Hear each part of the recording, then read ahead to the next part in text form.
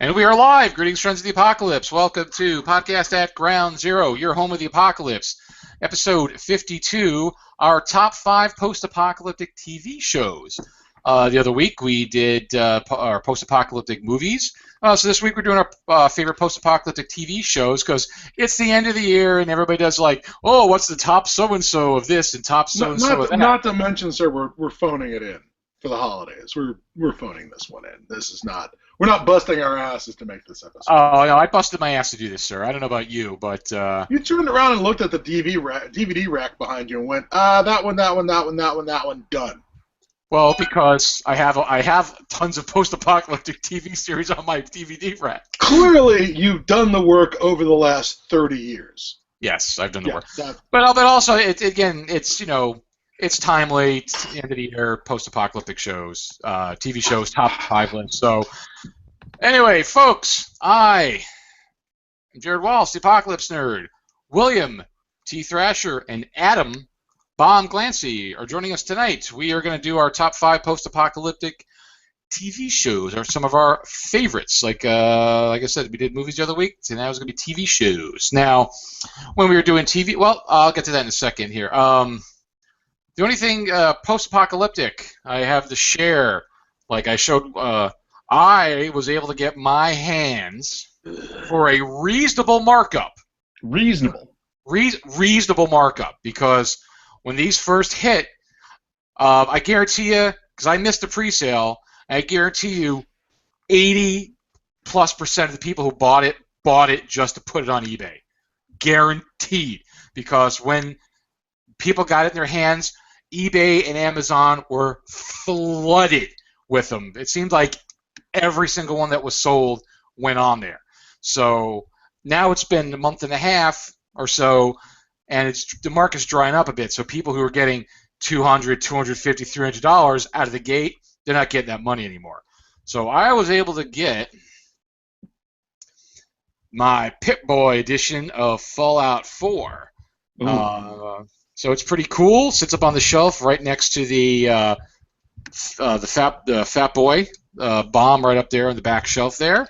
So I was able to get it for only, with shipping, I paid $157, which is not bad considering the pre-sale was $120 plus shipping. So I only paid like maybe about $30 of a markup, which for a collectible that was hot as it was, that's not bad. I've been buying and selling stuff on eBay since like 1999. That's not a bad markup at all. So I was able to get my hands on that and very happy with that because I kicked myself in the ass left and right for not getting the pre-sale when I could. So now, that being said, yes, Mr. Glancy, I did break open the game and I did start playing a little bit. Not a lot. I gotta. Dude, I don't got the time to sink in, weeks. It doesn't matter if you have the time. The game will take the time. Yes. You'll find, you'll. What was that? Remember that scene from Spaced where it shows him sitting in front of the PlayStation? It's that sort of fast forward time thing where you just so the sun goes down outside, while he's there in front of the, playing. I think he's playing. Tomb Raider, I think. No. It's the one with the zombies. Oh, Resident Evil? He's playing Resident Evil, and you can see the sun go down and the sun come up while he doesn't even blink. He's just, that's what the game will do to you, sir. I know, but I'm terribly jealous that you even remotely have the kind of time to be taken away by that terrible, terrible game. Oh, I only played it. I played a little bit. I got through the introduction. I got through getting out of the vault. It's okay so far.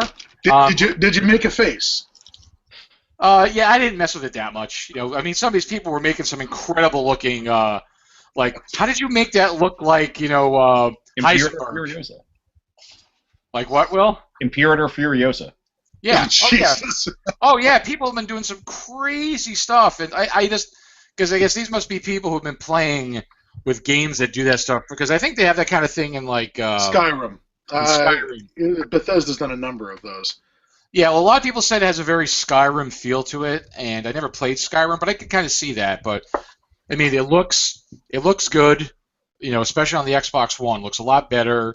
It looks a lot better on our new TV because I've been saving and I got a 60-inch TV now. So it looks. It's all about the inches with you people. It is. It looks amazing and interesting concept.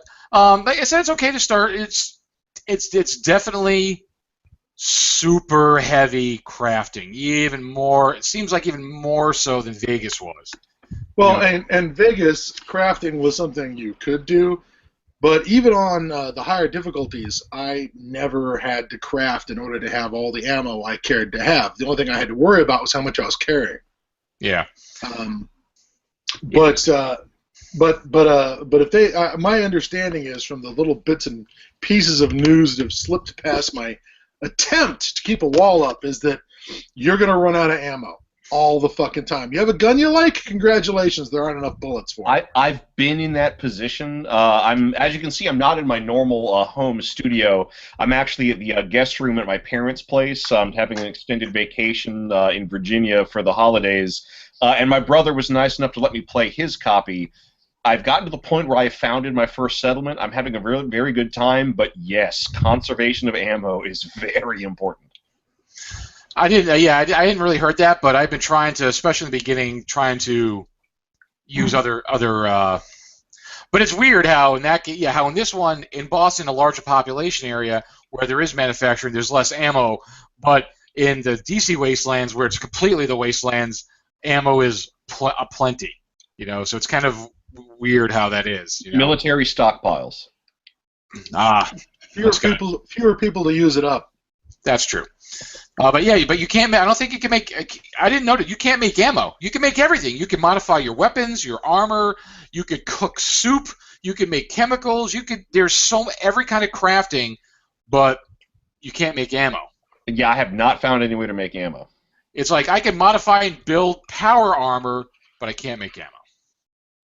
So that seems a little silly to me. But I said there's a lot of workbenches. Modify your clothes. And I was worried that the weapon crafting thing was going to be so ridiculous because, listen, I just want a weapon and I want it to work.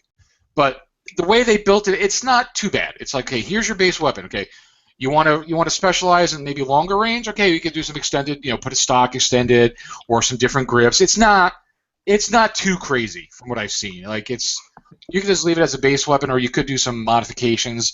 But it's nothing outrageous where it's like, oh, I'm going to duct tape. A telescope to the top or anything. It's just. What was that game set on the alien planet that was post-apocalyptic? They made 2 versions of it. Borderlands? Yeah. That one had a reputation for the weapon system being ridiculously modifiable. Yeah. To the point where you literally had more weapons than you could ever play available to you. Yes.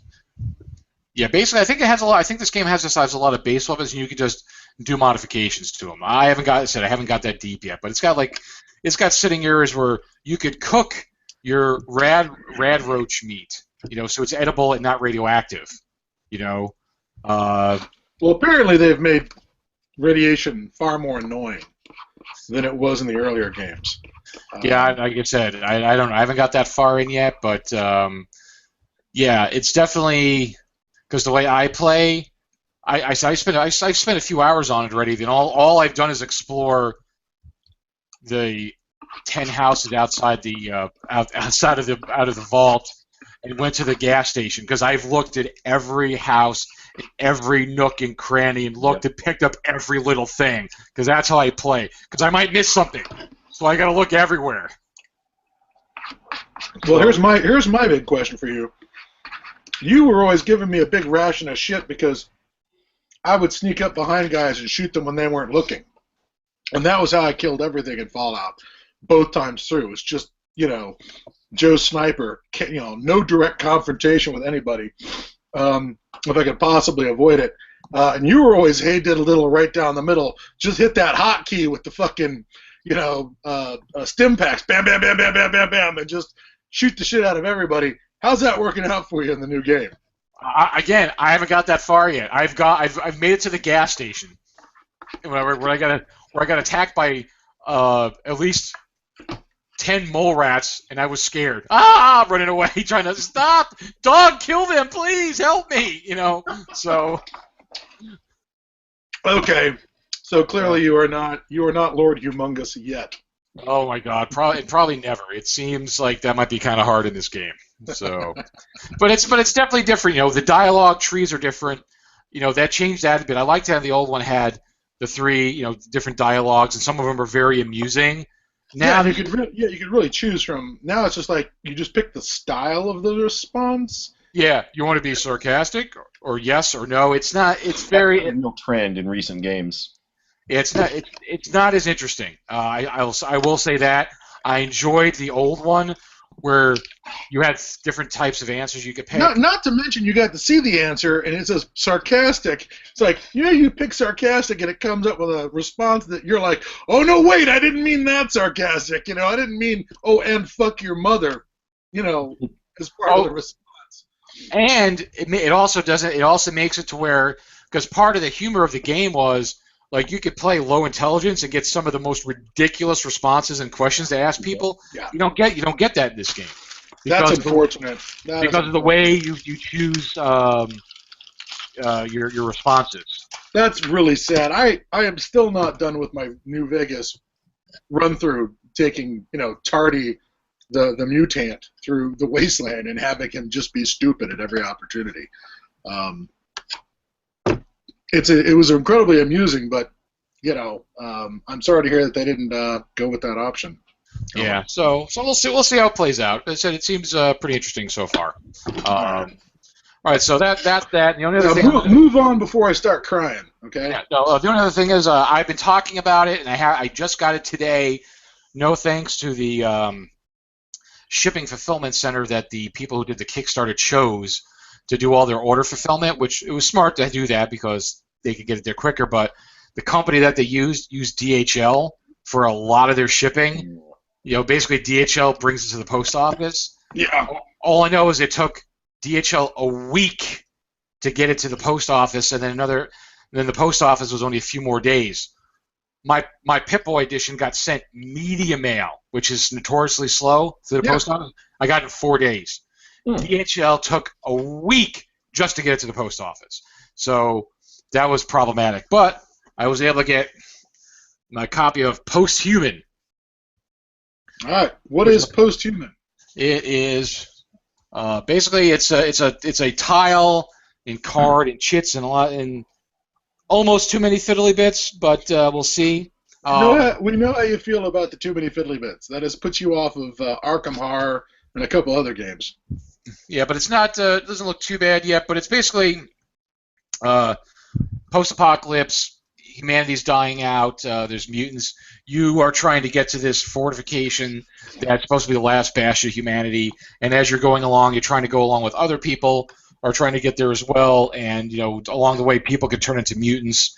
Just from things that happen to them, and they can try to stop you and stop them. So basically, you're trying to be the last man to the fortress. So it looks pretty interesting. I haven't really had a chance to go through it yet because I just got it this morning.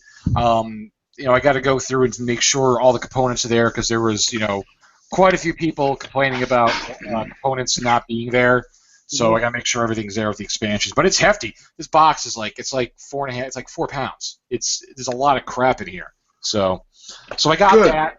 Once I get that cracked out, also has solo versions. I'll report more on it. I'm also want to try to get the guys. I talked to them at Gen Con about seeing if I could get the guys from Mighty Box Games on the podcast so we could talk about the game. So I talked to them previously, and I got their business card here somewhere, and I'm going to give them I was waiting until after the holidays, once they get all their product out and they have to deal with all their customer service stuff and, all that kind of crap. So there you go. All right. So let's move on to our top 5 lists, all right? Top 5 post-apocalyptic TV shows. I am going to start this time with Mr. Glancy. What is your top 5? What is your number 5? All right. Well, I'm going to go with something that is actually terrible, but I've enjoyed. And I enjoyed it a lot. I must acknowledge that it is terrible. But it was one of my first tastes of post-apocalypse outside of a couple of movies. I mean, I think my first taste of post-apocalypse would have been, a couple episodes of There's a couple of excellent episodes of Twilight Zone that are out there. Poor old Burgess Meredith is having a bad time in the apocalypse, and Star Trek had some post-apocalyptic episodes, as well as Space 1990. Actually, all of Space 1999 can be considered post-apocalyptic. Yeah, they had their apocalypse. I want to know what's going on back on Earth as long as the moon's gone. That's going to fuck things up. In fact, I was going to say Elizabeth McGovern and Charles Bronson are another post-apocalypse on the Twilight Zone. It was a TV series called Arc 2, which was a live-action Saturday morning cartoon show that used a big giant vehicle prop called the Ark.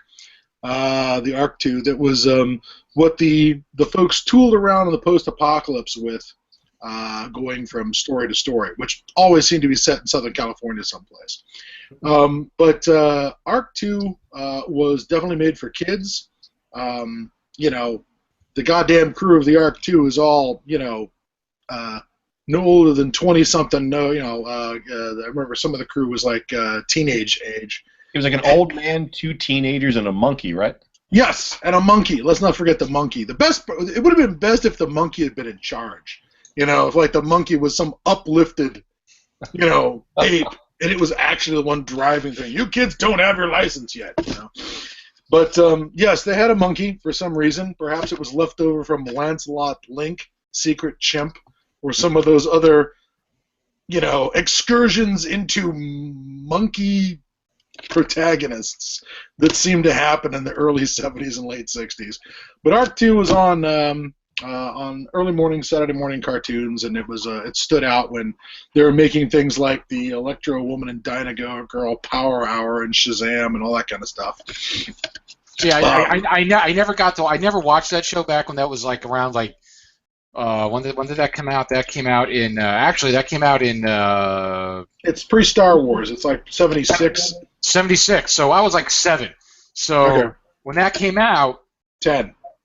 Yeah. So you were a little bit older, but I was 6 or so, 7, and all I do is I watched my cartoons in the morning, and then about like 11:30. The Ice and Shazam Power Hour came on. The live action shows came on. My ass was out the door playing because I didn't want to see the live action. I wanted to see the cartoons. So I missed Arc 2 at the time because it was live action, and that's when my ass was on the bike riding, down the neighborhood for the rest of the day. That means you also miss things like Land of the Lost. Oh yeah. No, I saw Land of the Lost. Land of the Lost had some appeal. I remember, at least that's another one that I should probably make an extreme argument that Land of the Lost is technically post-apocalyptic. It is. I will agree with you. That you are trapped in an alien's pocket universe that they have abandoned, and certainly Enoch shows that it's post-apocalyptic and that it's his civilization's apocalypse inside this transdimensional way station. So he shows Marshall, Will, and Holly on their routine expedition. Yeah.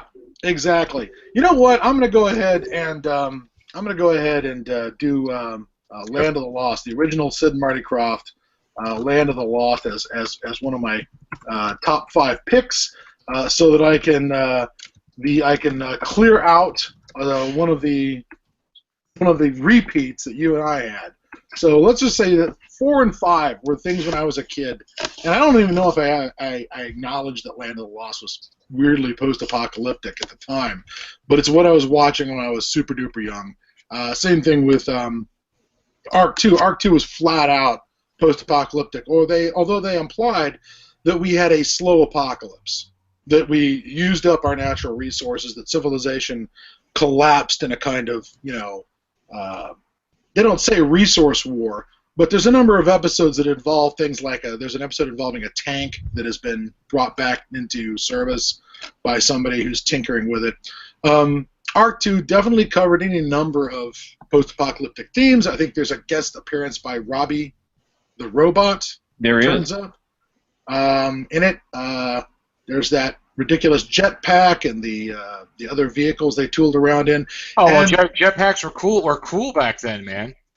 But I would also say that one of the things that sort of stood out for me was the vehicle, the Arc II, which was built on the chassis, I think, of a city garbage truck that they had taken the frame off. It was the 44 was a combination RV and mobile laboratory. The 44-foot vehicle was a fiberglass body on a 71 Ford C Series C700 cab over.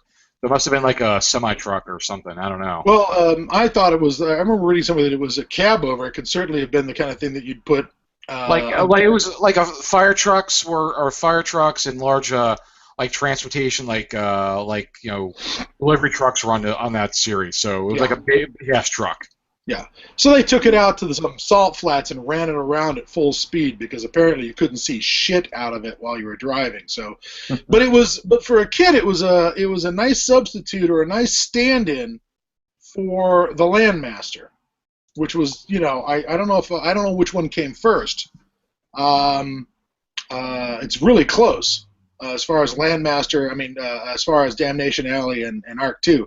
But for a kid, I remember thinking, yeah, that's what I want. I want my post-apocalyptic RV like the Landmaster or the Arc 2, so I can tool around the apocalypse. So Arc 2 had a lot of impact on me, and that was always one of my favorites. And I'll throw in Land of the Lost, so I've now covered 4 and 5. Oh, actually, Damnation Alley was based on a novel by Roger Zelazny of the same name that came out in 1967. So it looks like the Landmaster has them beat.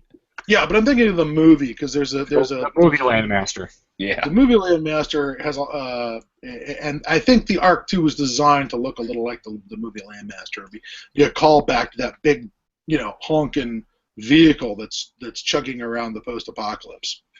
Anyways, moving on. Right, Will, give us your 5 and 4 since Scott did 2 and then I'll do 2. So.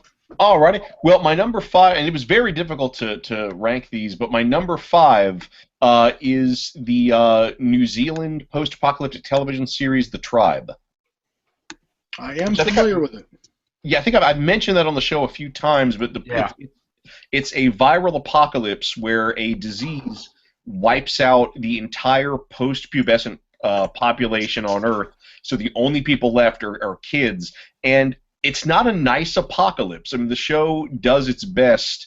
It's a show aimed at kids and young teenagers, but they do their best to actually address the fact that a lot of people are probably going to starve, and that there's no medical expertise when you need it, and there's no way to get birth control. So one of the first big plot arcs is one of the characters gets pregnant. And she's young. What really got me on that episode was that girl was playing 14, 15 tops. Yeah, I think she was 14, 15 age range. And I thought, and I was like really impressed that they brought up pregnancy for kids at such a low. Well, with this Lord of the Flies, no parental control, of course, with no societal, norms to restrict them. Why wouldn't they be getting pregnant as soon as they hit puberty? Yeah, and I like that the show doesn't turn away from some of the darker aspects of the premise. That's one thing I remember. There's at least one. I remember at least one killing throughout the show. Where a villainous character, in fact, the father of the unborn child, if I'm not mistaken, gets bumped off. But so they weren't afraid to kill people on the show, even though it was aimed for kids. The one thing they didn't do is they weren't big on mummified corpses laying in the street like it's Omega Man. There wasn't any of that. And the flashbacks don't have the kids watching mom and dad die of Captain Trips.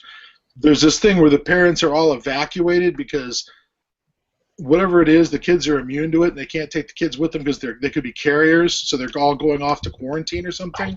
I don't remember, because I as far as I know, the parents did in fact just flat out die. I think what we can probably assume just budgetary reasons or why we don't have adult corpses everywhere. But for a storytelling aspect, well, maybe they knew the end was coming, so everyone died quietly in their own homes. Most people are going to die in their beds during a viral apocalypse. They're not going to be out in the street necessarily, unless they're killed by social violence. They're going to be home being sick. Yeah, I'm not sure they ever give too much detail. Aside from the fact that the virus kills adults, they don't really go into too much detail, simply because the detail isn't that important to the show. So we don't know if it was fast or slow, painful or what. They needed a global Lord of the Flies, and quick, and they got one. Oh yeah. And then so it was definitely geared. Was it produced and designed for the young adult audience? Yes. That was the intended audience. Yeah, the age of the characters. Well, no, I mean, like, was it target audience? No, I mean, the target audience was the age of the characters. All the characters in the show were under 18. Oh, okay. It was pitched, I think, as like a young adult soap opera, I believe. Very soap opera. Gotcha. It kind of reminds me of, there was a comic book that came out, a post-apocalyptic graphic novel called Tribes, the Dog Years. Are you familiar with that? No. It, let me look it up real fast here. Was put out by, hold on. Or was it? Tribes of Dog Years. I've been waiting for the second one to come out. They've been teasing us that for years. Basically, it was put out by, who put this out? Well, it came out in 2010. God, it doesn't say who put it out originally, but it is a pretty good book. It's basically adults are wiped out by a virus, and nobody lives. It's 200 years later. Nobody lives past the age of 21. That was the problem. Like, it was some kind of nanotechnology to cure something, and something got fucked up, and nobody lived past 21. Like, that's it. You were dead. You just died. You know.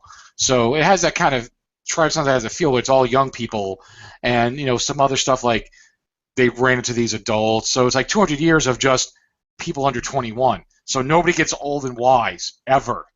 Basically, you hit 21, you're the elder, you're dead. Okay, and move on. So there's no getting smart and wise. There's a constantly state of tribal no advancement. So it kind of reminded me of that. No way to accumulate knowledge. No way to pass the knowledge down.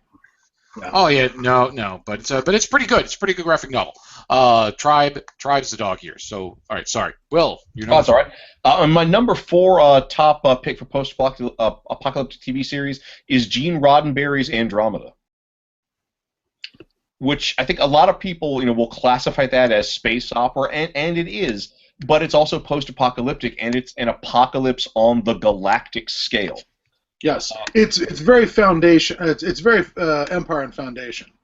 Oh yeah, and it's particularly strong in the first 2 seasons, where it's very much felt that all the planets are isolated, that the technological infrastructure, the government's gone, the technological infrastructure has collapsed. Most of the people with spaceships are unscrupulous people who stole those spaceships from other people. There's a great running thing about how common diseases that were thought to be extinct in the main character Dylan Hunt's time have now resurfaced, and like easily curable things people have to deal with because there's simply the infrastructure for the medical technology is not there. Yeah. There's a number of great post-apocalyptic things that are in there, and one of the things that, again, this is a rework of Genesis 2 and Planet Earth, which were Gene Roddenberry pilots for post-apocalyptic TV series from the 70s. And the main character in both series is Dylan Hunt. That's right. Having been played by, let's see, John Saxon, Kevin Sorbo for the Andromeda, and what's the name of the guy who was the boss on Airwolf? Oh God! With the glasses and the blacked out one lens. That's who plays Dylan Hunt in the first one, right? I believe so. All right. Well, we'll quickly look that up so that we don't look too stupid in front of the audience. But those are our Dylan. Yeah, too late. Those are our Dylan Hunts, and Andromeda has a number of post-apocalyptic aspects to it. one of my favorites is the cult of child soldiers who still think the war is on. Mm. That there's one episode where they go to some depot to rearm the Andromeda with its gear, and it's got this cult of child soldiers who still think that the galactic war is on, that destroyed civilization. Which, if that's not right out of a post-apocalyptic storyline, I don't know what is. Well, another thing is that they do have, like, I think throughout the first 3 seasons, they have this looming apocalypse because there are these cannibalistic alien monsters that inject their larvae into the handful of people they leave alive to reproduce, called the Magog, and that's they were never able to get a foothold in our galaxy because of the Confederation that existed before the apocalypse. Now that the apocalypse is gone, the quarantine, there's no one to enforce the quarantine, and a planet-devouring cluster of their ships is on a direct course for Earth. Oh, it was worse than that. It's a whole solar system. Oh, It's it's an intergalactic invasion by a solar system that's coming into our galaxy. And that's the other thing, is like Earth itself is already fucked. Earth is just a planet-wide war zone ghetto of a planet. And the only thing that makes it attractive is that it's so overpopulated, and that's why these horrible monsters are heading there. Well, tell you what, Will, tell us about how the whole Magog thing starts to look like a great old one from Cthulhu, right? Because isn't there some sort of, at the heart of the system is some sort of god emperor thing? Yeah, there's this being. There's this I don't know if the being is made out of energy or if it's out of phase with our dimension, but yeah, a very intelligent alien consciousness has in fact been manipulating and controlling the Magog for eons, and them devouring the Earth and using it as a spawning ground is just part of a larger game that this extra-dimensional being is playing. Yeah.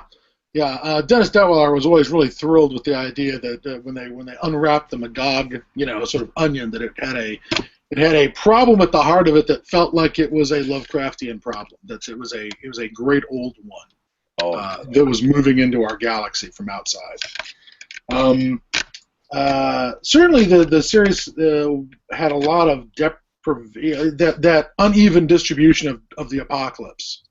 We've talked about that before, where the apocalypse doesn't affect everybody equally. Yeah, some planets fell harder than others. I mean, some are just reduced to absolute barbarism. Some have been able to keep it together for however they could, based on how much technology they had at the time. And I guess the other thing I really love is that it did have a lot of kind of respect for the past. There's this great episode where the hacker character gets this library index forcibly uploaded into his brain to preserve the knowledge, because there's this society of librarians that's been trying to preserve history and science, and they actually become key to the development of the series, because that's where they're going to get the information to rebuild everything that was lost.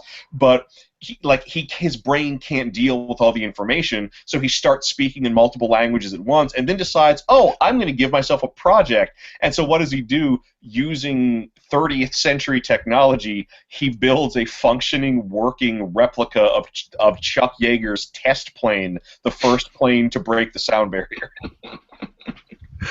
I remember that character now. I'm trying to remember what else I've seen that actor in, but he was pretty distinctive in that role, and it's suddenly blowing right past me. I don't know that I've seen the entire series, but I've certainly seen at least the first 2 seasons. Yeah, the first 2 are purely post-apocalyptic. The third is when they actually start to rebuild. The fourth is when what they've rebuilt is tested. And the third season's really weird, because the third season takes place after this massive time jump, and most of it is confined to this post-apocalyptic planet in the solar system, and nobody knows where it is, and nobody knows where the ship is. They must have had a budget crash of some sort. I bet that's part of it, but they did get some great episodes out of it. It also had one of my favorite time travel moments, where there's a time traveler from the past who is absolutely critical to the history of the galaxy.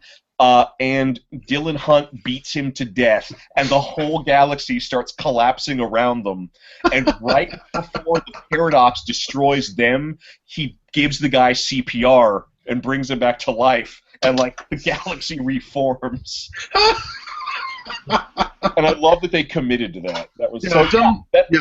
You have an apocalypse and the return from the apocalypse in that one episode. Wow. All right, that's awesome. Mr. Wallace, what's your 4 and 5? 4 and 5. For my 5, I was kind of debating on between two things. Planet of the Apes, the TV series, was definitely up there, but I went with Jeremiah, the TV show. That came out like 2002, I believe, 2003. Jeremiah was yet another plague type scenario where anybody over the age of puberty died, and the world was brought down to just basically, I think it was puberty. So basically, anybody like 12 and under survived. No adults, no supervision, and basically they kind of had to rebuild. So I think it takes place like 10 years later, 15 years later. I don't quite remember. I'd have to look. It takes place. It's been a while since I saw it. It's 15 years. 15 years later. And so everyone is still basically under 30. Everybody's under 30, and there's a group. There's like all kinds of pockets of groups. People have rebuilt a little bit. It's just interesting to see, because I think they did a decent job with the landscapes and how everything's kind of beat down, overgrown. I think basically like one group is basically holed up at an old NORAD type place, and they're trying to form like the good guys, and there's all these other groups of people around different villages, and you get some good people, you get some bad people. Through the course of the series, there are people. The guys in the NORAD place are trying to pull everybody together because they're like, listen, we have to work together.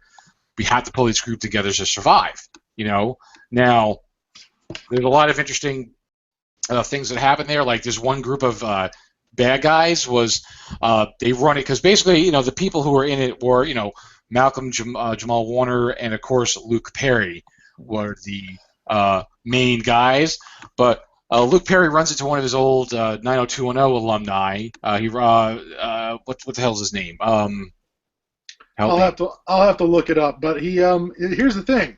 As I look it up, I want to point out he did a really good job. He did awesome.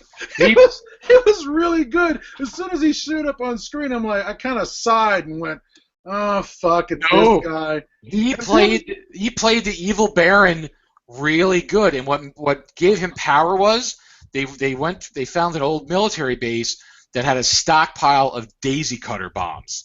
Oh. Now, daisy cutters are the biggest if I remember, correct me if I'm wrong, so the biggest non-nuclear bomb that we still have in our arsenal, correct? They were. They were used. They were. They've been. Moab is bigger now, but the daisy cutter was for clearing landing fields to knock down all the trees, so you could have a landing field for helicopters. And it was pretty big because this is like less than 15 years ago, and that was still the biggest bomb at the time. So he would roll them into towns that were giving him problems and say, "Hey, listen, you better go along with us, or something's going to happen." They'd say, "Yeah, screw you." He would detonate the daisy cutter, destroy the entire town. Well, you wouldn't even have to roll it into town. He just get it up to the edge of town. And there's this thing where they had these they drove them up on trucks. They're around the edge of the town, then they detonated all three, and the overlapping blast waves wiped out the whole town. I'm like, okay, And he had a pretty big stockpile of them, so you have a lot of that going on. So people trying to relearn things. So is it Scott and I were discussing before the show? It's not a perfect series. There are some really good episodes, and there's some really bad episodes too. But one of the biggest things, which it was Jason Priestley. Jason Priestley, thank you. And he was super awesome for being completely simultaneously had his shit together and simultaneously completely whacked out of his fucking head. Oh yeah, He really did a beautiful job in that episode. Now, one of the big things about this show was we had the whole continuity of government thing. Like, people haven't heard anything from any form of government for 15 years, without revealing too much. But apparently, there is a continuity of government going on. Like, there are people tucked away, okay, who've been observing, and Scott's favorite moment in that show is they run into some people in like biosuits, and they have high-tech weapons. These guys have like biosuits and high-tech weapons and ammo and this and that, and they kill one of them. Like, who are these fucking people? And they're checking them out, and the thing that scared them, not that they had chemical suits, not that they had lots of firearms, the fact that they had an extra pair of underwear in their backpack. Yeah. They're like, wow, these guys got so much resources that they have extra clean underwear, and and that's what freaked them out, because like, oh my God, these guys have so much stuff that they. What was it? Curdy, why are you showing me a man's ass? He says, "You're not looking, are you?" And then suddenly, Perry's like, "Is that underwear?" He's like, and it's laundered, it's clean, and they're just like, "Oh fuck." Helicopters, radios, biowarfare gear, okay, fine. But if they've got the disposable income in this world of what do you call it, of scarcity, to have freshly laundered underwear, we're out of our league. Yes. On a scale that, and they did a really good job of having this continuity of government sneak up on you in certain ways. And the storyline for a season that covers that is really excellent, where you just get these little hints about them, like there are these towns that get burned down and nobody knows why. And that there's this thing where they could monitor from Crystal Palace, from the NORAD Cheyenne Mountain facility. They could monitor what's going on with our old nuclear deterrent, and they could tell that there's some of the hardwired stuff was still in place, and they could tell when silos were going online or going offline or something, where the continuity of government guys are coming out of their bunker system and going to missile silos and checking them out to make sure them out and locking them down and reprogramming the firing systems. And that was super scary, that these guys are retaking over the missile system that's still here in the States. And I was like, they're locking down the nukes. And I was like, okay. Well, they were part of what was called the Valhalla sector, which was this mythical thing that the kid, like the main character, like heard about this because his dad talked about Valhalla sector, and he was always looking for this Valhalla sector, which deals with Thunder Mountain, but it's again, I think it was a Canadian produced show. It's not a bad show. I said I really enjoy it. I think it's on Amazon Prime right now. There are some dog episodes. There's some great episodes first season, and even in the first season there are some dog episodes. It never got up as good as it was the first season, plus maybe 2 episodes into the second season. It never quite got up to be that good again. But the episodes that are awesome, like Michael Rooker's episode, was really good. The ones that are good are stupendous. Yeah, so it's a really good show. I think really worth checking out. Jeremiah. Now my top 4 pick is going to be an English TV series. Again, one of their they do like 8 episodes to be done. It's called Dead Set. Now, Dead Set was the first. I think it was probably the first zombie apocalypse TV series. It was out before Walking Dead. So basically, Dead Set takes place in the Big Brother house. Now, for those who don't know, Big Brother, as we know, is a TV series. Now, it was originally a British TV series that got brought over to America, like everything else, like Three's Company, things like that. Were all originally British TV shows that came over here. All right, you gotta. Wait a minute. Three's Company was a British TV series? Yeah, originally, yeah. The concept was a British TV series originally. All right, moving You want along. something really crazy? Sanford and Son was based on the British television series Steptoe and Son. Oh my God. Yep. Okay. Yeah. Junkman. It was about Junkman. Yeah, it was about a father who ran a salvage yard and his more educated son. Got it. Okay. Apparently, everything the British do, they just do better. Jesus. Okay. Yeah. Oh yeah, no. Apparently, American TV producers have no ideas. So, Yeah. so basically, Dead Set takes place in the original Big Brother house over in England. So, again, it's not an ongoing series, but it's a mini TV series. I just think this was freaking fantastic. Our friend Daniel Jolin introduced us to this, gave us bootleg copies of it, and I wound up actually getting a good copy of it. It's so good. Basically, it is at the Big Brother house, and the zombie apocalypse breaks out. So it's just crazy because they're in this house, they're holed up there, the apocalypse is happening. But the house is set up so that they don't need anything from the outside world because it's a reality TV show. And they're disconnected from the outside world, so they're not 100% of what's actually going on as it's all falling apart. The TV producer got character on there, like the one. He is the biggest a-hole scumbag you've ever met in your life. This guy. Well, TV producer, TV producer, yeah. So, and again, people leave, try to get some food. It's very interesting, very well done, and again, very English. That things don't always wind up being happy in this TV show. And again, I think it's more interesting. Like a lot of times with these British shows, is because it's not America, okay? It's not what's the number? I don't even know what the number is. What is there, like 4 guns for every America per capita or something like that in this country? Guns everywhere. I mean, everywhere. In England, it's not like that. So it's not like everybody's going to be able to just go, okay, here's a row of 10 houses. We could stock up on guns and ammunition. Yeah. It's not like that there. So people have to defend themselves. There's not like guns rampant as usual, but it takes place in the house. How people don't understand what's going on, how it's all breaking down. It's just very well done. I think Dead Set's a fantastic series.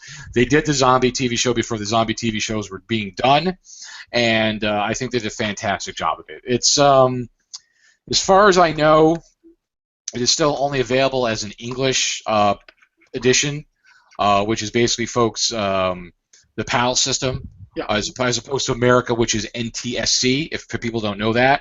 It has to deal with the aspect ratio of how the TV is broadcast. So we are NTSC, England and a lot of Europe is PAL, so it's just different aspect ratio, so it's not going to look right on your TV. Also, DVDs are different regions as well. I don't remember what region we are, but we're one. I think they're two. Is it we one there too? I think. Yes. Yeah. And Australia gets everything a year before we did. Yeah. So I got an English copy because I have a DVD player that's region free. It was a Panasonic that I bought at Walmart for $55 because basically hack any DVD player with just doing number sequences to make it region 0, which means it could play anything. But this one had an unadvertised built-in PAL to NTSC converter into it. My friend Andrew turned me on to it. Andrew Migliori. He's like, here, get this one, and it works. So I can, without having to spend hundreds and hundreds of dollars like most people do, for like $50-something bucks, I got a region for a multi-region player. Oh, I need that. I don't know if it's available anymore, but it can be found. So Dead Set would be my number 4 pick. Again, very well done. You might be able to find it on YouTube and here and there, like everything is nowadays. But I really like Dead Set. I think it's really a really solid show. So let's go back to Scott. Let's do number 3 and only do number 3. Only do number 3. Don't get carried away. Don't get carried away. So that's okay. There was another show I was going to mention, but we're going to leave that to you to be my to take the place of the Land of the Lost, which is overwritten one of my options. I think I'm going to have to go for number 3. I'm just going to, speaking of zombies, I'm going to go with The Walking Dead. I have enjoyed The Walking Dead quite a bit. I'm still enjoying The Walking Dead, even though I'm not getting it at the same rate as everybody else is because I am disconnected from cable. But I've been watching it maybe a season behind on Netflix or renting the when they come out. So I haven't seen anything except the pilot, 2-hour pilot from season, I guess it's 5. Don't tell me what happened to Glenn. I don't know, and I don't care. All I know is what happened in the comic book. And of course, part of it is, I'm still reading the comic book. I'm still invested in The Walking Dead, whether it's this one. I have not picked up the new Walking Dead, Fear the Walking Dead. Haven't picked that up.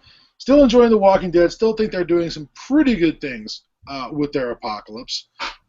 It's not perfect, but as far as post-apocalyptic TV shows, I'm still going to have to rate it higher than things like, the Logan's Run TV show or the Last Man on Earth TV show, Well, I think a lot of people have a lot of. It's either a love or hate thing with The Walking Dead because a lot of people love it, really love this shit. Some people hate it because people are like, oh, it's like a soap opera with zombies and na. It's like, well, yes, it's like you're a moron because a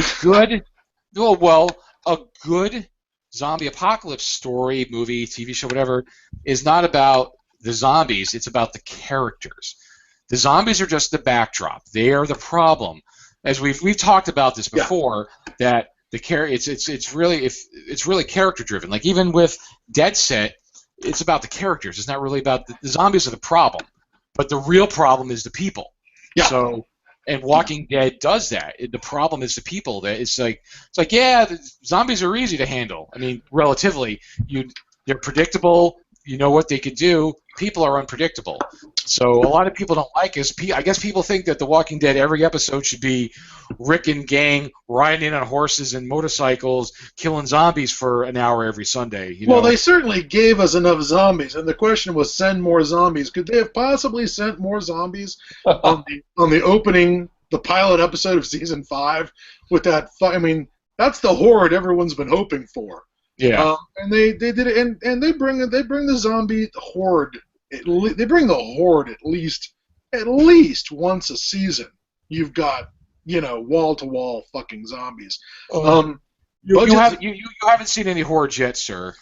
Yeah, budgets being what they are, I'm not going to give them a hard time for filling some of their airtime with drama rather than stabbing zombies in the head. And God, I don't know. I really think they give me plenty of zombie head stabbing.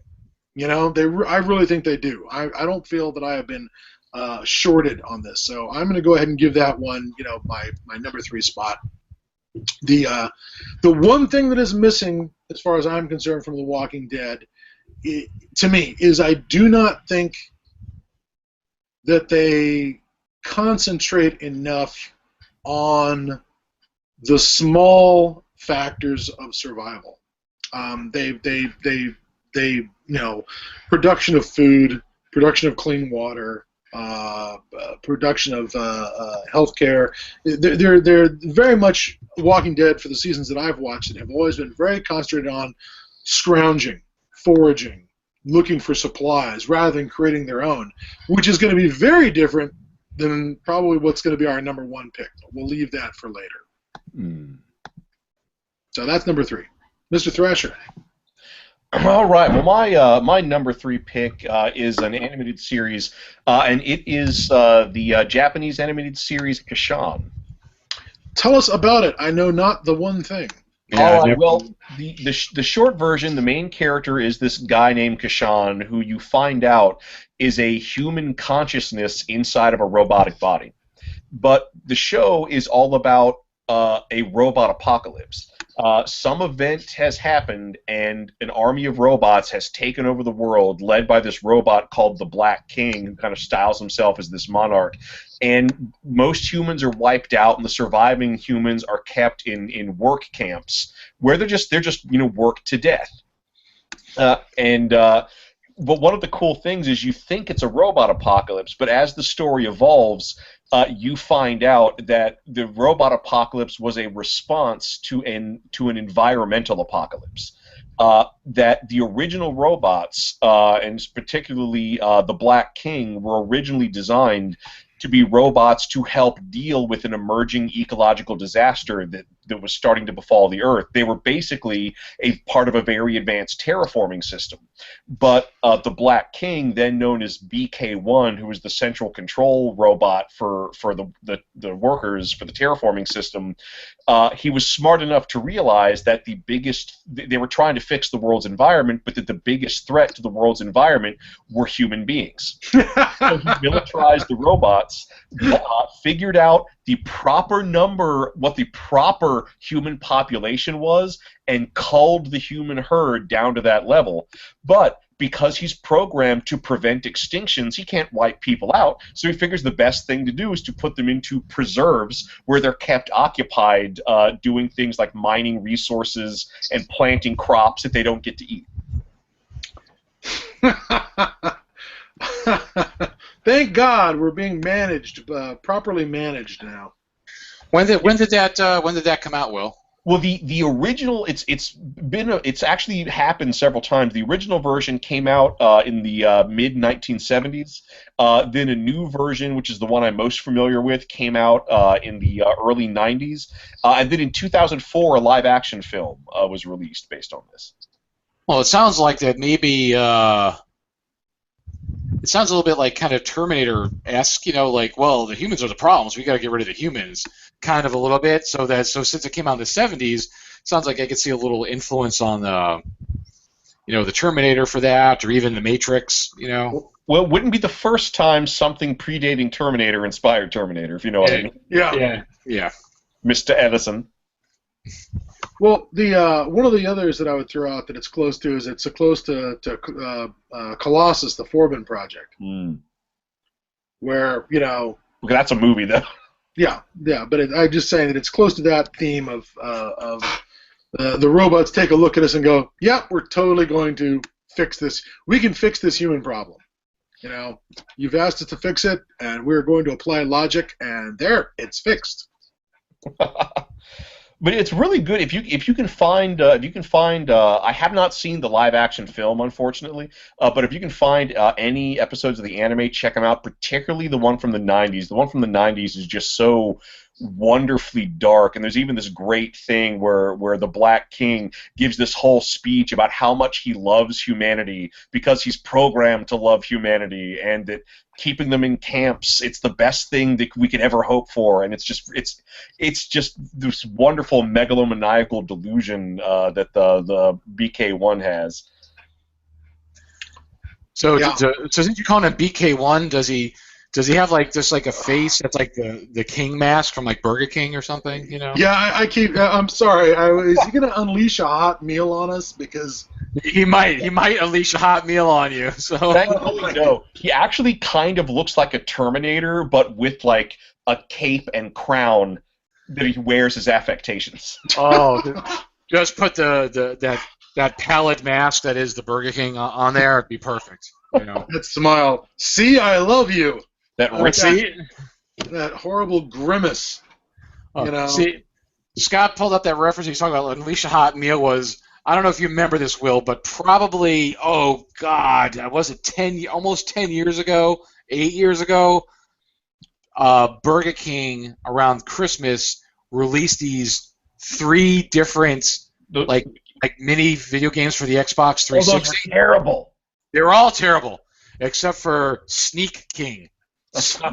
Sneak King was probably the most awesomest game ever. I spent $2 on. Okay, it basically it says on the back that he's trying to sneak around and unleash a hot meal on people, and I'm like, all the dialogue on the box, the instructions, and stuff that happens in the game is all wrong. It is wrong, because yes, I'm like that, and my mind goes there, and everything's innuendo. It's just too easy.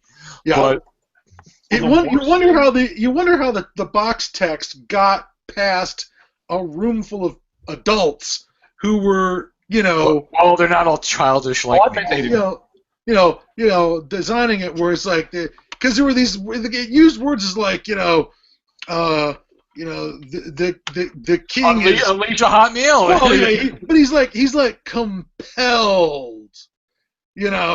He's right behind you, and he's going to unleash a hot meal on you, and it's just like, wow, it's fucked. It's all fucked up. Yeah. The worst part is that, technically speaking, that's still the best stealth game ever made. Yes. Purely in terms of being a stealth game. Oh my god! I'm hoping that they make that backwards compatible on the Xbox One, because I still have my copy sitting on the shelf because I want to play that again. So I don't think they're going to make it backwards compatible. They say special sauce, don't they? Special sauce comes up at some point, doesn't it? Well, the best part of the game is, and you could probably find it on YouTube, is the intro. There's always like an intro part to a video game where they set things up, and then it begins the menu. It's this. Okay, just to get off topic for a second, but basically, now we're getting off topic. Now we are. Yeah, just now. Well, see, I'm blaming it on me. It's a live action shot. It kind of looks like Up North. It reminds me of Up North when I lived up north. There's basically a driveway, hedges on the left. You see the side of a house on the right. There's a garage in the back, and it can kind of so basically you would go to the back of the house. So it looks like an Up North house set up there, and basically the king is like coming across screen, like he'll come across the screen or come out of the bushes. The lights will go off. He comes somewhere else. You come around the corner, like trying to be all stealthy. And there's this one bit where he just went across the screen. The lights go out. The lights come on. And there's like nothing there. And then the lights go come on again, and there he is, like down at the end of the driveway. It went from an empty scene, the lights dimmed, and it came on. He's at the end of the driveway in front of the thing. He's kind of hunched over a little bit, and he looks like fucking Michael Myers from Halloween, just kind of stand, like those scenes where just out of nowhere he appears, he's just kind of standing there, like out of nowhere, and then the lights go and he's gone. It's like he's fucking the Burger King is fucking Michael Myers, man. Okay, I'm telling you, if you can find this, you'll totally believe me. But anyway, so. Anything else about your pick, Will, for your number 3? Okay, no, I'm happy to bring some Japanese animation to this list, and I love robots gone wrong in a big way, and this is one of my favorites. Gone wrong? They're totally helping. No, it sounds good. I'm going to try to see if I can track that one down. One of those things where the technology is doing exactly what it was designed to do. And we didn't realize that we shouldn't have designed it to do that. Yeah. My top 3 pick is something we've talked about before. We did a whole episode on the premise of the Day of the Triffids. The Day of the Triffids 1981 TV miniseries, 6 episodes. We talked about this at length during the Triffids episode, where we talked about the movie, the book, 81, and the 2008 or 9. They came out with another one that was total. 2000. Oh, wait, 2007? 2005? Oh, I don't know when it was. Are you blowing it? I don't know. No, that was. Didn't they do? Yeah, they did. Yes, there was a Survivors, and. No, they did another Day of the Triffids. Yes, they did. In fact, it had Jason Priestley in it. Yeah, it was terrible. But we're talking about the 1981 version. Day of the Triffids, 1981. Basically, the novel. They're telling the story of the novel. And then they follow it pretty closely. 6 episodes, great British television. This actually isn't. This is. It was 2000. We're talking about 81. Yeah, the 81. This came out. It is available in America. You can get this Day of the unless it's probably markup, but Day of the Triffids. Again, it tells the story of the Triffids, how people are blinded by an event, and there's this plant.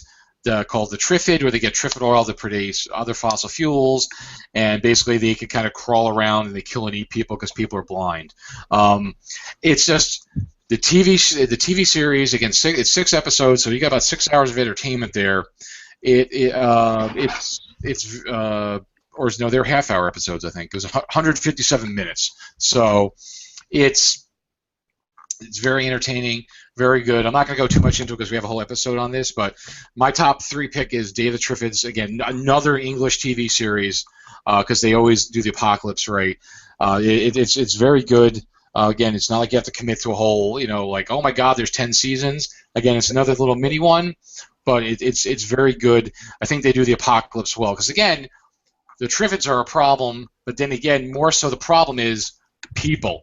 Now that people are blind, people are dying, everybody's trying to take over, hooligans and people who are visions of power, trying to take control of stuff. It's a very good series. If we go into it a little more in depth on our episode on the Triffids, I don't remember which one that was, but it's on the list of episodes. So that's Day of the Triffids is my number 3. So Scott, let's go to your number 2. All right, my number 2. Let's see here. I'm going to go with an American TV series that made it a season and a half called Jericho. Jericho was set in an America that has received a nuclear apocalypse, a nuclear terror attack. Basically, a bunch of low kiloton, like 20, basically Hiroshima-sized bombs have gone off in a bunch of major American cities. It's sort of the isolated view from the town of Jericho, Colorado, which is supposed to be out on the flatter sections of Colorado, between Colorado and Kansas, with Denver farther to the west of them, up actually in the mountains. And it did a pretty good job covering some of the issues of your apocalypse. Each episode would cover a different thing, whether it was medicine, whether it was the fallout that was going to come from the Denver detonation.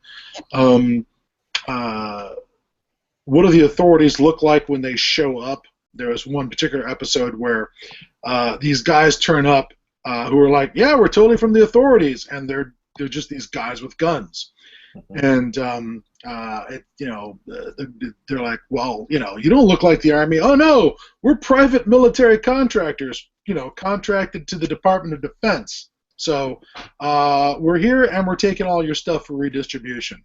And it's like, how do you tell, whether these guys are the authorities or whether they're just bandits or marauders, And they did a pretty good job with that. They even had They even had sort of a Marauder episode where the Marauders turned up dressed as U.S. Marines to basically pull a. They weren't exactly Marauders; they were con men.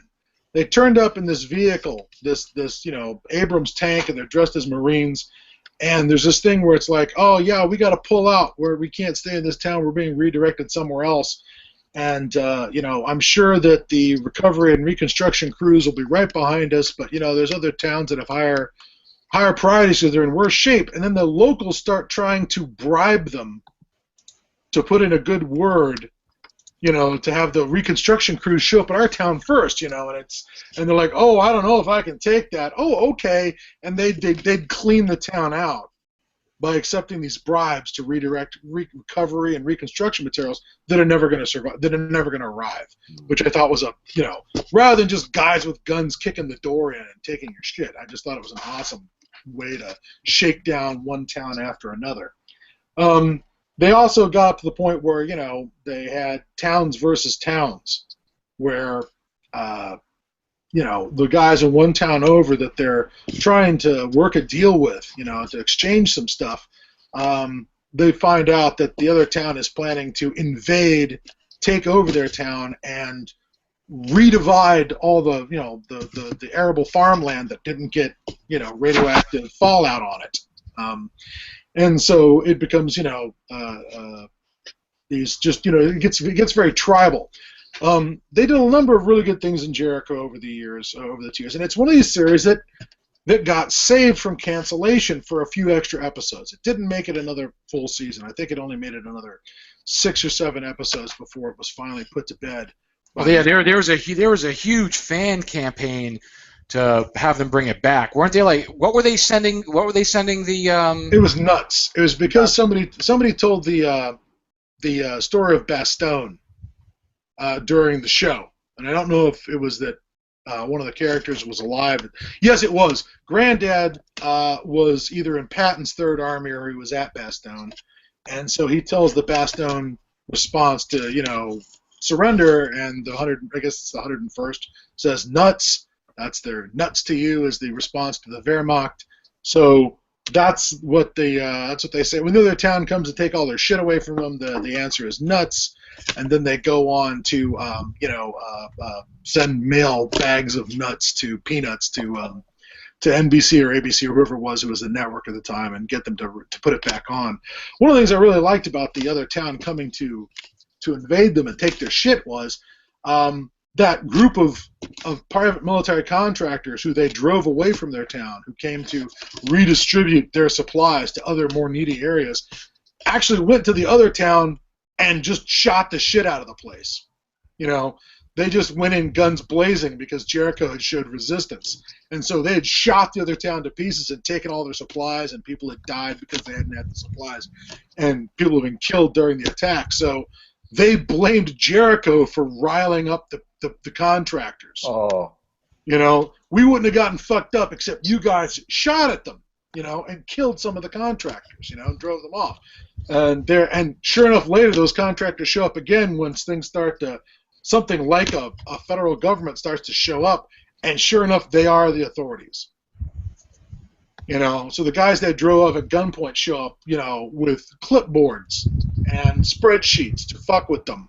And so that was sort of interesting as well. The series left off where there's going to be a civil war between two factions. One is a United States government based in Cheyenne that's based around a senator who just declared himself president, and the actual line of succession, which has gone down to like the Secretary of Education or the Secretary of Health and Human Services, is now president because there was a nuke attack in Washington or something. So those are your two choices to choose from, your two governments, one in the east and one in the west. There's definitely some Halliburton smell about it. And there's definitely a weird thing going on in the nuke attack where the nukes were handed out to a group where it was not one terrorist group. It was like 10 terrorist groups, or 15 or 20, who thought they were the only ones with a bomb. Whatever, evil organization was behind all this had distributed the weapons in a way that none of the groups who were actually going to deliver the weapons knew that thought they were the only ones with them. So there's like this one group who's kind of a Minuteman militia type thing, and they've got 5 bombs, and so they're going to hit all the, libtard capitals like, San Francisco and Los Angeles and New York, and Chicago, and they think that's all there is to it. Meanwhile, there's some Islamic fundamentalists who are going to blow up Houston and Salt Lake City and other places, and they just got these various factions in America to bomb each other, by making them think, and therefore wreck the entire country. There's a number of things that were never quite fully explained in the series that led to some really good speculation, but it had a decent budget. It looked pretty good. It had some genuinely creepy, chilling moments, and there were other little things built into it, like the Morse code every episode. Every episode, you'd hear a Morse code bleeping at the beginning of the episode, and it all meant something. It was all pertinent to the story if you bothered to look up your Morse code and translate it. So I really enjoyed Jericho. It definitely dipped into some of the ideas about how are you going to get through this. It was less about an apocalypse as it was about America being a failed state. Like, what would it take to make America look like Iraq? That's kind of what it went. Not a full. There was a government. You sort of kind of heard from them. There's a point where they go out and go to this big trading center, and there's a big giant board that news is pinned to. And the first time they get to this big trading center, there's a giant billboard, and it's like, oh yeah, there's 5 U.S. capitals. right now. There's 5 guys claiming they're the president of the United States, and then there were these, marks all over the board for like where the bombs went off, and they're like, all they knew about was Washington and Denver, and I think Lawrence, Kansas, which I think they blew up just because the day after was filmed at Lawrence, Kansas, so they blew up Lawrence, Kansas. But suddenly they see how big the problem is. That it's not, and they did a really good job in this series making sure that the apocalypse is ongoing. It's a national problem, but there's certain people who just don't, from their perspective, they don't know how big the problem is and can't tell. So I'm going to go ahead and put Jericho as my number 2. Cool, thank you, Scott. And I think that's still pretty readily available out there. Yeah. So the full series is very easily available. Cool. Will, what's your number 2? My number 2, and this is because they can't all be serious, and because I do love cheese and I do love camp. My number 2 pick of my favorite post-apocalyptic television series is Cleopatra 2525. I've never even heard of that. I sadly have. Will, did anyone survive being on this show? Gina Torres. That's who I thought.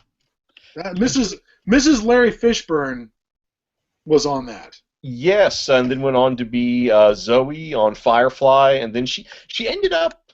What's she doing now? She's like on one of the CSIs. Well, she was on some show about lawyers, Suits or something. It was some Fox show about law firm. I know she was doing that for a while, but my understanding is you got to see a lot more of Gina Torres' legs in Cleopatra 2525 than you did in on Firefly. Legs and midriffs. The technology for midriffs for both men and women was lost in this future. I was unaware of the male midriff problem. Yeah, no, the sexy clothing is equally distributed throughout this show. So there's if you like the ladies, there's plenty to look at, and if you like the fellas, there's plenty to look at, and if you like both, well, you're in heaven. Yeah. So that's fair. Yeah. What exactly is the problem? All right. Why did we lose midriff technology? What went wrong? Well, what happened is that the main character is an exotic dancer who dances under the name of Cleopatra, and in the wait a minute, this is a stripper-apocalypse? Sadly, no, just the main character is, but she in the late 20th century, she goes to the hospital to have some surgery done, and you can imagine what that surgery would be. But there's a complication, so to save her life, they cryogenically freeze her. Wait a minute. Are you telling me she goes to get boob augmentation? Yes. Or maybe midriff augmentation. Oh my god. That is canon. That is all. They go over that in the first episode. But she gets cryogenically frozen because there's a complication. She gets thawed out in the post-apocalyptic future of the year 2525 by people who want to harvest her organs. But then she gets rescued by these revolutionaries because she is the only pre-apocalyptic person that they can find, and they expect her to be the blueprint they're going to use to rebuild civilization. That sounds like a great idea. I'm smelling elements of Woody Allen's Sleeper. There are plenty of them. And a little bit of Genesis 2 thrown in there for good measure. But is Torres the stripper? Who's the lead on this? Is it... No. Cleopatra. Let me see. Cleopatra is played by Jennifer Skye. Gina Torres plays Hell, and Victoria Pratt plays Sarge, and they're the three leads on this series. They are the Charlie's Angels of this post-apocalyptic stripper-apocalypse. Sort of. Well, because all starting is that the surface of the Earth is uninhabitable because anyone who goes up there either gets killed or gets replaced with a brainwashed copy. And so everybody lives in this network of bunkers underground. And so they just filmed at some steam tunnels? It's all filmed? Yeah, pretty much, yeah. Steam tunnels with strippers. And I see that it came out in 2000, and it was from the USA television network studio, why it just doesn't surprise me. Wow. It was packaged in syndication with Jack of All Trades, the Bruce Campbell.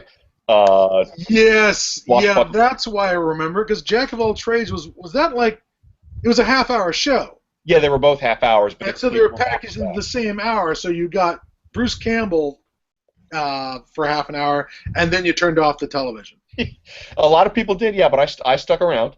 But hell, the thing is, there's this woman or being who's trying to rebuild civilization and take back the surface, known only as the Voice, and she's called the Voice because a handful of people, hell is one of them, have an implant in their skull that lets them receive messages from the Voice, which I believe there was an edition of Gamma World that had that as one of their societies. It sounds a little bit well. Wow, I'm flabbergasted by this. I see why you included it. It is unique, and it's fun, and it's one of those shows where like it's kind of written like the Batman series from the 1960s, where everything is overwritten and played with absolute sincerity, no matter how crazy it is. There's a Blade Runner inspired film noir episode that has a line that I quote to this day, where they're doing like the backwards back and forth banter in the speakeasy, and like, well, what's your name? And she gets the name. Really, that's a name I could wrap my legs around. But it's just so silly, but played completely straight. Oh, and the fantasy artist Brahm, who's responsible for the Dark Ages miniature, post-apocalyptic miniature game, he did a lot of the character and costume designs for this series. Apparently, he doesn't believe in midriffs. Holy shit! There's a villain. There's a villain in the show called Krieger. He has a secret identity. Find out later. He is Brahms Harlequin from Shadowrun. Okay. I'm sure he doesn't put this on his resume anymore. Probably not anymore. No, it's quite out of date now. Wow. Yeah, it's not recent. Wow, that's. I don't know if you ever get to take anything off your resume. Fucking Bruce Campbell told stories about when he's in Coen Brothers movie, the Hudsucker Proxy. He's like, oh, I'm in a movie and it's got like, Jennifer Jason Leigh in it, and it's got Paul Newman, and this is it. I've finally made it. I can take Maniac Cop off my resume. No, no, you can't, Bruce. Get back to the B movies. Maniac Cop's fun. Anyways, I'm completely blown away by that. Yeah, I think that's going to have to be checked out. Yeah. At some point. I suspect that Scarecrow can set me up with a copy of the one season. One season? Two seasons. Really? 28 episodes. I just looked it up. Well, all right. I'm going to feel better on the grounds that at 28 episodes that are half hour apiece, that still makes it only as long as Firefly, so I'm not completely insulted. Well, there you go. Oh, my God. All right. All right, cool. Thank you for that, Will. That was very, very, very interesting. I like to expose people to new things. Exactly. That's why you. Like what? Chlamydia? I mean, like. That's why you're with us a lot, Will, because you definitely bring interesting stuff to the table. My number 2 is predictable. Thundar the Barbarian. We knew it had to go there because this has definitely the nostalgia feel for me. Again, young when it came out, was just starting into role-playing games, started playing Gamma World, and it felt very Gamma World, very influential in there. If you've never heard of Thundar the Barbarian, then I don't know what to tell you. Go watch the Thundar episode. Talk about Thundar. Yes, exactly. I said I'm not going to go too much into Thundar because we have a whole episode on Thundar the Barbarian. Again, it's a good pick for me. I said, when did that come out? First, it originally aired on ABC in 1980. Second season, end of 80. Then 2 years later was the second season, I think. Or no, it ran till 82. So 81 to 82, it ran. So 21 episodes over 2 seasons. Again, classic, post-apocalyptic. A runaway planet runs between the Earth and the Moon, and of course causes great destruction. Magic comes back in the world, but again, it's very, very Wahoo. Definitely feels very Wahoo Gamma World.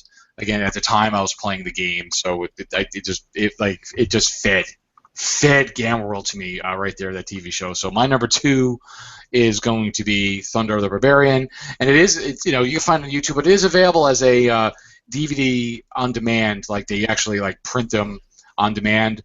It's available on Amazon and the I think the Warner Brothers network. I got it relatively inexpensive, so there you go. Also, character designs by Jack Kirby. Yes, you're right. That's right. Again, folks, if you want to hear more about Thunder the Barbarian, go find the Thunder the Barbarian episode. It's actually one of our highest viewed episodes. And I would like to point out that maybe they reused some of Jack Kirby's illustrations for Argo that never came to pass. Maybe that's where they used some of his stuff. I recently ran across it again today that Jack Kirby can actually say he drew a paycheck from the CIA because of that operation. That's badass. Yeah. Well, if you're gonna fake out the Iranians, use the best. That's all I'm saying. So that is my number 2. So we're approaching everybody's number 1. We're gonna get that wrapped up. With three more total. So 1 of each. So Scott, what is your number 1? I'll be really quick because I could not manage to come up with a number 1 that wasn't your number 1. I think that the best post-apocalyptic TV series ever created was Survivors, the one made in the late 70s by the BBC. That's the best one, and I'll leave it to you to rant more and more about it. We've had whole shows about Survivors, about what a great show it was, not only dealing with the day-to-day problems of survival. We get that. What is your number 1 then? Me, my number 1? Yeah. I'm saying it's. So we are double dipping. Okay, I'm sorry. I got a double dip. And, no, that's fine. That's fine. I didn't realize. I could not come up with one that was better than that, or one that I would love to have been able to come up with something else and say, it's the Logan Run series or the Planet of the Apes TV series, or, I could, nothing. None of those are good enough. Survivors is the one that, that 3rd season's a little weak, but those first 2 seasons are freaking brilliant. I love any post-apocalyptic series where not cleaning your gutters can kill your community. That was one of my favorite moments where they just didn't clean the gutters in the manor house, and it flooded the basement and ruined all their stocked-in supplies. And it's like, oh, it's past harvest, isn't it? And I'm like, yes, it is. That was one of my favorite moments in it for just nitpicky little things that'll get you killed. Oh, in this new medieval world. It is. It's Survivors. They also redid. They redid it in 2008, I think, or 2009.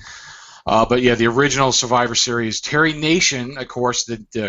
Again, it's another British TV series. You'll see that me and Scott tend to go to a lot of the British TV series a lot because they just do good TV. Done by Terry Nation, who's done a lot of science fiction writing, especially for the BBC back in the 70s and 80s. Doctor Who, Blake Seven, Captain Scarlet. Mm-hmm. So Terry Nation's done a lot of good stuff, a lot of good stuff. And like Scott said, actually, I think, don't we have a whole episode? Did we do a whole? Yes. We did. We did a whole episode on Survivors. Yeah. So, Survivors. Yeah, that's. I'll add on to what Scott said. Because that's my number 1 as well. I think it's just one of the best series out there. A lot of the stuff they touch on, because again, they do, like Scott said, they do a lot of the day-to-day, the survival things. Oh, like the one guy, the tractor fell on him, broke his legs. He got left for dead because of some woman's like, oh, he can't fend for me anymore. So, and what happens to him? Or one of the other classic moments is, one of the things I think about is they have the one town later on, like I think it was in series 3, where anybody coming into the town is put into quarantine. and they put people into quarantine in a house, in a tree house outside the village. You got to stay there because it wasn't that necessarily the plague had come back. Because anybody who survived the plague in Survivors, because it was a global pandemic, if you survived it, you survived it. You had it, you got rid of it, you're immune to it. But because of the world of all the corpses, no sanitation, nothing anymore. How about the rabies episode? Yeah. Remember the rabies episode? Yeah, a lot of the old diseases are coming back, so they quarantine people because you could have, who knows what you could have. You have rabies. Datas do a really good job at addressing all those survival problems. I think they touch on it a lot, and I think they do a fantastic job of it.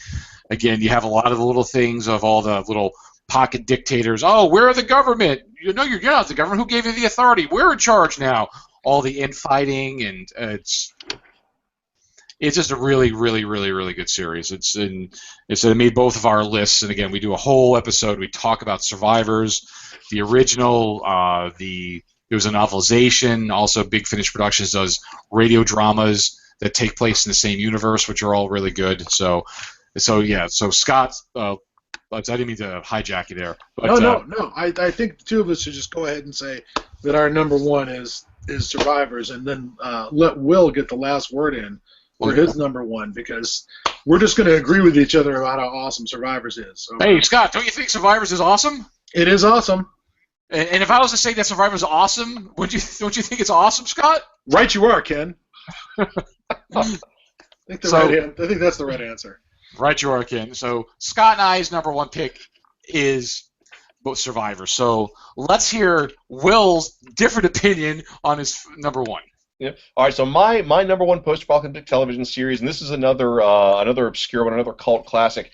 Mine is Cadillacs and Dinosaurs, the animated series based on the comic book Xenozoic Tales by Mark Schultz. And who doesn't love Mark Schultz's illos? I mean, Mark Schultz is just such a stunningly good, pulpy, illustrator. And also a good guy. I'm happy to say that he was one of my life drawing professors in college. So he's worthy of a lot of praise. Okay, so not a dick then as well. No, not a dick. Well, that's even better. I'm happy to say. Didn't they also make an RPG out of that as well? There was a video game. Oh, a video game. No. There's an RPG. I can go pull it off of the shelf. All right, let's go pull it off of the shelf. Whilst you talk, I'm going to go retrieve Cadillacs and Dinosaurs. But yeah, but for those who don't know, it's an apocalyptic future, and Mark Schultz likes drawing classic cars and likes drawing dinosaurs. So why not combine them? So it's most of the episodes center around a man named Jack Tenrick, who's this adventurer / kind of rogue archaeologist who, in addition to helping people around this post-apocalyptic world, also digs up the remains of vintage cars, rebuilds them into assault and exploration all-terrain vehicles, and leads this merry band of mercenaries through these dinosaur-infested wilderness. It's really amazing. And everyone's behavior is kind of guided by this religious philosophy that compares everything to a piece of machinery that you are supposed to maintain. Wow. The Machinaccia Vitae, I believe, is the name of their philosophy. And this here is my copy of Cadillacs and Dinosaurs, which was made for GDW. Game Designers Workshop put this out. The year on it is, let's see, that's a darn good question, but lots of Schultz's illustrations. Looks like the year on it is 1990. They used the same system that they had created for Twilight 2000. And primarily, I think people bought this simply because they had statted out, dinosaurs in Twilight 2000 terms. So if you wanted to, gun down a pterodactyl or a T-Rex, you now had the stats for it in the book, or for Twilight 2000. I think that's why most people picked it up. They were just hungry for something else using that Twilight 2000 stuff. And yes, there in fact are the stats for the Cadillac, so that you can Cadillac your way around the post-apocalyptic. I guess you know what that suddenly reminds me of is the Highwaymen. Oh yeah, that's an honorable mention. Yeah, the Highwaymen from. Well, actually, I was going to say the Highwaymen from Fallout 2. There's that whole thing in Fallout 2 where you could resurrect an old car and drive it around the post. It was sort of the way you fast traveled. You got to fast travel by getting a car, and then you could put energy cells in it and drive it around the post-apocalyptic landscape. And eventually, there's an Easter egg in New Vegas where you can find the ruins of what may be the Chosen One's Highwayman car out in the deserts outside of Vegas. But anyways, yeah. So there it goes. It was there too. Do they explain how we destroyed the world? Well, like in the comic, they never really nailed down what the apocalypse was. Only that they heavily imply that it was some sort of ecological collapse. Okay. But as far as where the dinosaurs came from, I don't believe they ever went into any detail on that. The show only lasted one season. I suspect that the network thought that it was getting the next Teenage Mutant Ninja Turtles, but the show, both in terms of its writing and its animation, was far beyond anything that was on TV at the time, except for what Warner Brothers was doing with Batman and Animaniacs and things like that. So yeah, I mean, the first plot is all about like politics and murder centered around a rogue T-Rex that's attacking miners, and it's lifted right from the first issue of Xenozoic Tales. That's very cool. I never got a chance to see it for Saturday morning. I never got a chance to see that. That's one that I'm going to have to track down because I was aware of the comic and I picked up the RPG. Never heard that it graduated into animation. Yeah, I'm not, and the animation is gorgeous. It's like the comic book came to life. I do not know if it has ever legitimately been released on DVD, but if you have the right connections, you can find it. All right. What year did that come out? That came out, let me double check here. That came out in 1993. Okay. Ran for 13 episodes. Wow. Oh, and screenwriter Stephen E. D'Souza was the one who developed it for television. D'Souza. He's written for The $6 Million Man, Knight Rider, The Powers of Matthew Starr, and also Die Hard. Wow, the Powers of Matthew Starr. I can't tell you the last time I even heard that mentioned. Wow. I thought one of you would recognize that one. Yeah, I did. I don't remember it. I don't remember what it was about, but it's one of those titles, like The Girl, the Gold Watch, and everything, that you're just going to remember, no matter what. Wow. All right, that's some nostalgia for us. 1993, which makes it 24 years old, 23 years old? Well, everything we talk about mostly is nostalgia because we're old mockers. Fussy old grognards. That William T. Thrasher, he's that spriteful youth that we have on the show because he is full of youthful vigorance and he knows. Yeah, but he's still calling out shows that are 25 years old. I know.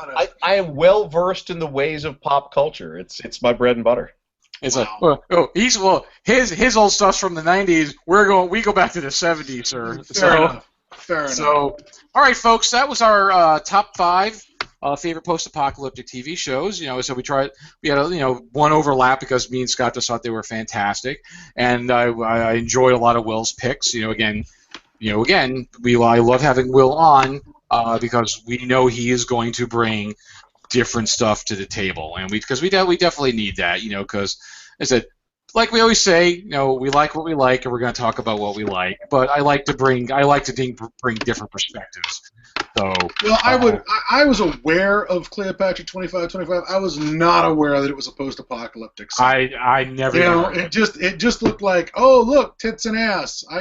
Whatever, and I just shot right past it. Never even gave it a second thought. Now I am going to have to go back, and if for no other reason, yes, it had Gina Torres' legs and midriff. That's all well and good, but that was not enough to move me until now I know it's going to be also post-apocalyptic. Okay. Wow. So that's going to be it for this week, folks. That's our, again, top 5 post-apocalyptic TV series, and this will actually be our last show for the year. Hey, one thing I want to note, What? except for Survivors, we got very few of these shows that lasted more than a season. That's you true. notice the post-apocalypse does not seem to lend itself very well or be very popular with the powers that be at the networks, except, I guess, really only The Walking Dead. Well, again, that was a lot of this was in the past, but now apocalypse stuff has become more popular. So I think if you brought some of this stuff out in a more now, you might get a little more life out of it. You're probably right. You're probably right. There has been a big upsurge in post-apocalyptic fiction and pop culture. I mean, but then also a lot of it was also British stuff. So a lot of times British stuff is like they tell the story and they walk away. They know when to end. Yeah, exactly. Whereas American TV is like, oh, we've been on for 15 seasons. Okay, time done. Okay, we're done. We're tired. Well, American TV series tend to operate like Aaron Eckhart was talking about in fucking Dark Knight. You either die a hero or you live long enough to see yourself become part of the problem. And that's what most TV... Star Trek in the 60s, they died a hero. Yeah. Firefly died a hero. Died a hero. And meanwhile, we've got things like Supernatural that is the X-Files. Those shows became the villain at some point. They really did. I don't know what's going to happen with this X-Files 6-episode reboot thing. I hope they can just do 6 episodes and get out. We will wait and see. We will have to wait and see. But that's it, folks. We're going to wrap it up for this week. And this will be our last show for the year because we have holidays. So we have Christmas coming up, and we got New Year's, and then we only have one more Monday. So I got shopping to do. Has everybody done this? Nobody's done the shopping. Has anyone done the shopping? I've done what I need to do. I have a Christmas tree full of presents underneath. We're all done. So okay. Then I am the only person who has failed to do all this Christmas shopping. I am in so much trouble. That's okay. But again, it's our last show for the years, folks. So we're now 50. And I looked. We have not done a full episode on survivors. We've talked about it under the virus apocalypses. We've talked about it on about post-apocalyptic TV shows in general, especially in the 70s. But we have not done a full. We did the Triffids. We did not do a full survivors, and I thought about that before. So in the near future, we're gonna have to do a whole episode on all the iterations. That means I gotta track down the new one and watch those first. You'll enjoy how terrible it is because it's terrible. Yeah, but I need to watch it so we can make some some intelligent comparisons. We don't want to be divisive and ignorant or whatever the hell we were called. So it was Editions Wars at its worst. At its worst. So but that's who I am. So all right, folks. So that's it for 2015. So we're gonna wish everybody a merry holiday, whatever you are celebrating. Have a merry holiday, or if you've already had your holiday, merry holiday, merry New Year, happy New Year. To everybody, we're going to pick this up again in 2016 in January. What are we going to do? We don't know. Me and Scott will talk about it. We'll let you know. So thank you, Scott. Thank you, Will. And thank you, me. To our audience, thank you for being here. Thank you for being with us this year and into next year and blah, blah, blah. Who cares? I'm just going on at this point. I'm just hoping that sometime next year I'll get to play Fallout so I can rant about it on the show. Hey, Jared? Yes? Merry Christmas at Ground Zero. Merry Christmas at Ground Zero. Christmas from Ground Zero. Yes, we'll have to post some Weird Al going on there. So, again, thank you, folks. We will see you in the wastelands.